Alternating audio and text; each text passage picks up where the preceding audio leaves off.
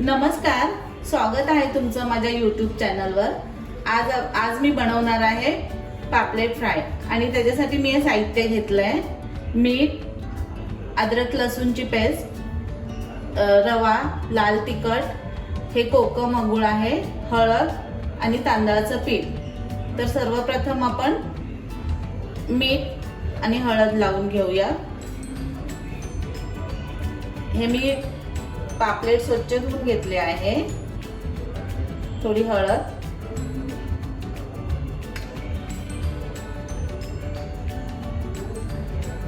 थोडं आपण कोकमचं अगूळ लावूया। त्याच्या कोकमचं अगूळ लावल्यामुळे जे मच्छीला हिरवळ वास वगैरे येतो तो नाही येत आणि चव पण चांगली येते अगूळमुळे। त्याच्यामुळे मच्छीला अगूळ लावायचं।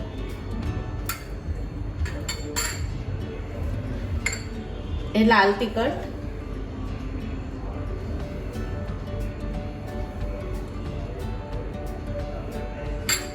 आणि अद्रक लसूणची पेस्ट।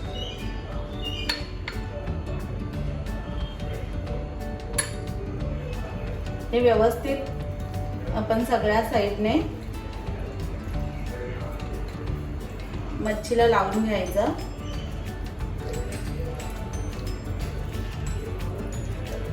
थोडा वेळ मॅरिनेट करून ठेवून द्यायचं। 15-20 मिनिटं ठेवलं तरी चालेल आणि नंतर 15-20 मिनिटांनंतर फ्राय करायचे। अशा प्रकारे व्यवस्थित मच्छीला मॅरिनेशन करून 15-20 मिनिटं ठेवूया।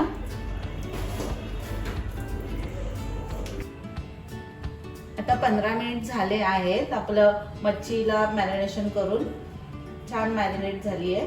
आता आपण फ्राय करूया। मी तेल तापायला ठेवलंय। तर फ्राय करण्यासाठी तांदळाचं पीठ, त्याच्यामध्ये 2 चमचा आपण रवा घेऊया।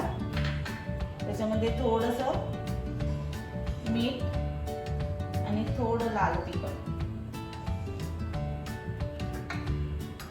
आणि हे छान मिक्स करूया। आणि याच्यामध्ये मच्छी चांगली घोळवून आपण फ्राय करून घेऊया।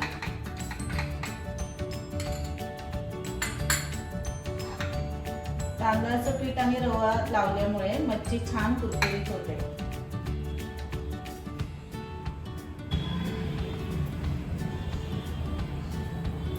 आता आपलं तेल छान तापलंय। आता आपण रवा आणि तांदळाच्या पिठामध्ये मच्छी छान घोळवून फ्राय करून घेऊया।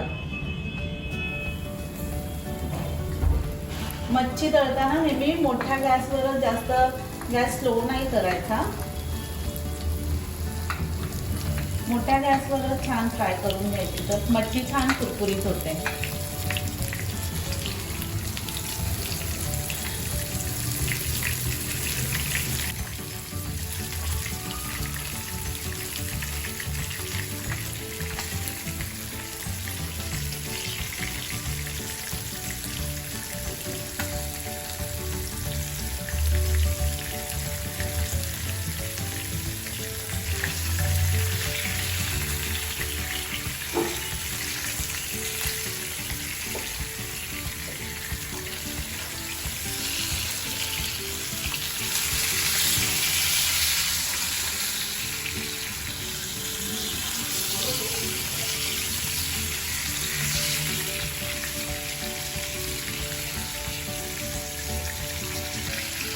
आता आपली मच्छी छान फ्राय करून झाली आहे। आता आपण ती काढून घेऊया।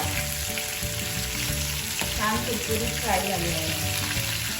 आता आपण प्लेटमध्ये काढूया।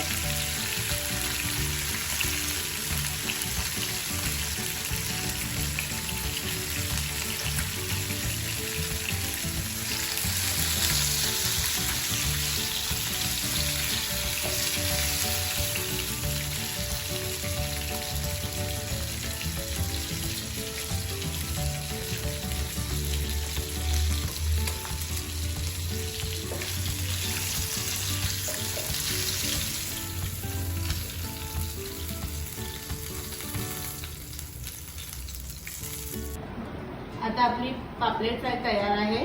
कुरकुरीत टेस्टी छान झाली आहे. आता मी इथे कांदा आणि लिंबू ठेवत आहे.